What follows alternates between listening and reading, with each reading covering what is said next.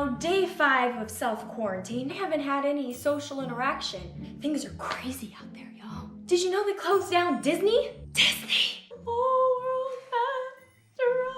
But I feel like I'm handling this social distancing thing pretty well. I love you so much, Frankenstein! Back before I was crazy about my dog, I was boy crazy. Nick Jonas married me! I love it so much. I was also a little bit of a troublemaker. I wasn't allowed to do anything. I wasn't allowed to have a cell phone. I wasn't allowed to go to the mall with my friends. I wasn't allowed to have access to the internet. I couldn't even go get the mail without asking for permission first. Mom, can I go get the mail? Are there boys there? No, just the mailman. No!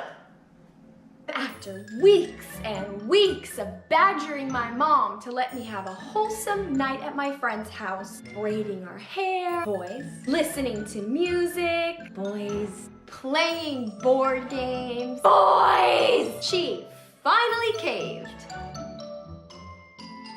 Operation Sneak Boys In Through the Window while using her baby sister as a lookout to make sure her parents were still sleeping was a scum. I should have come up with a shorter code name.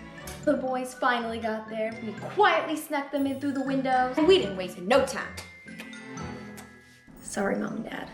Somewhere between the saliva swapping and the face sucking, your girl got her first hickey. Needless to say, I handled it like a mature 15-year-old. New plan. Operation Kick Out the Boys and come up with a lie to tell my parents to cover up the fact that I got a massive hickey is a scope.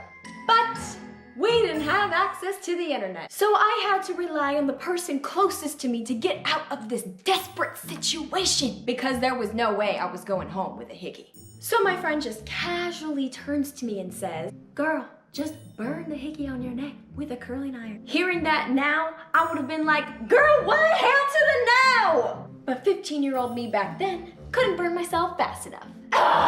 When I went to remove it, that's when things went from worse to, well, worse. Remember that scene in A Christmas Story where the kid sticks his tongue to a frozen pole and can't pull it off?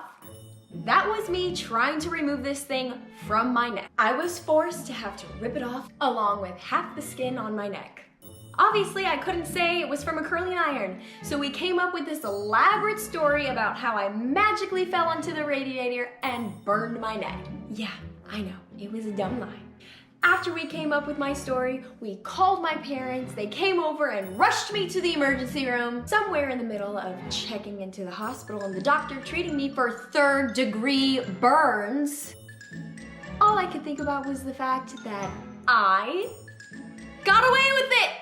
I'd like to thank the Academy and everybody who made this live possible. The next day, I went to the kitchen to apply my refrigerated burn cream, and as I was doing that, my dad is standing next to me and he says, "Can't believe you burned your neck to cover a hickey.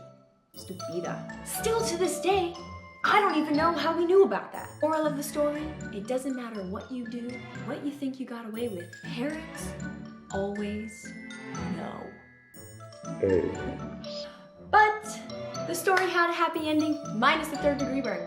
I got treatment for my scar, my dad never brought it up again, and I learned how to use the curling iron without burning myself.